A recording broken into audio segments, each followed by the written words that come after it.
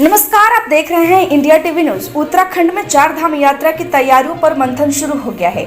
चार धाम यात्रा प्रशासन संगठन की यात्रा व्यवस्था बैठक 7 फरवरी को ऋषिकेश में आयोजित होगी। मिली जानकारी के मुताबिक चार धाम यात्रा व्यवस्थाओं की तैयारियों को लेकर बृहद उच्च स्तरीय बैठक 7 फरवरी को शाम 3 बजे से नगर निगम स्वर्ण जयंती सभागार ऋषिकेश में गढ़वाल आयुक्त सुशील कुमार की अध्यक्षता में आयोजित की गई है। बैठक में आगामी चार धाम यात्रा व्यवस्थाओं की तैयारियों की रूपरेखा तय होगी।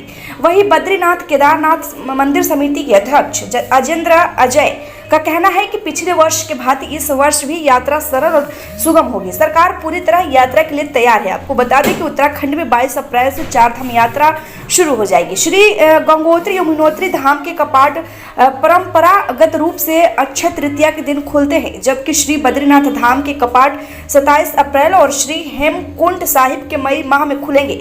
वहीं केदारनाथ धाम के कपाट खुलने की तिथि 18 फरवरी शिवरात्रि के अवसर पर तय होगी। देखिए देहरादून संवाददाता रजत कुमार की एक खास रिपोर्ट। खबर अच्छी लगी हो तो लाइक करिए। ताज़ा अपडेट के लिए चैनल को सब्सक्राइब करना ना भूलें और इस खबर को लेकर आपकी क्या राय है आप हमारे साथ कमेंट बॉक्स में साझा करें। धन्यवाद। हालात है वहाँ और कितने लोगों को मुआवजा? देखिए, ये आप भी जानते हैं कि जैसे ही जोशीमठ में आपदा की समस्या विकट होने लगी थी तो प्रदेश सरकार के स्तर से तुरंत कार्रवाई करते हुए, त्वरित कार्रवाई करते हुए वहाँ पर जो प्रभावित थे उनके अस्थायी उनके आवास के लिए, उनके विस्थापन के लिए प्रयास कर दिए गए थे। उनको राहत शिविरों में शिफ्ट कर दिया गया था।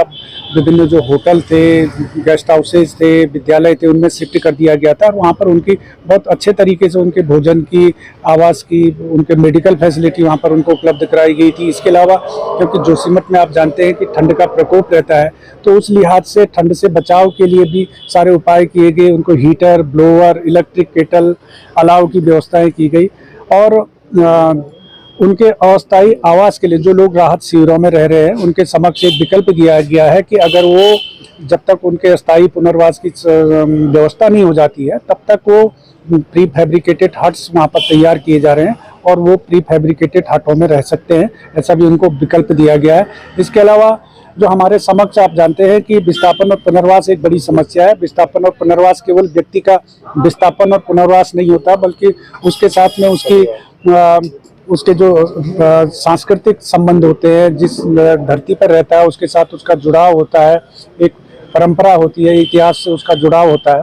तो वो सारी चीज़ें को दृष्टिगत रखते हुए जितना बेहतर विकल्प हो सकते हैं, मैं आपके माध्यम से ये भी स्पष्ट करना चाहूँगा कि जो पहली बार इस आपदा में जो प्रभावित हैं उनसे पूछ करके, उनसे सुझाव लेकर के, उनसे सलाह मशविरा करके विस्थापन और पुनर्वास के लिए क्या विकल्प हो सकते हैं, ये प्रदेश सरकार ने तैयार किए हैं।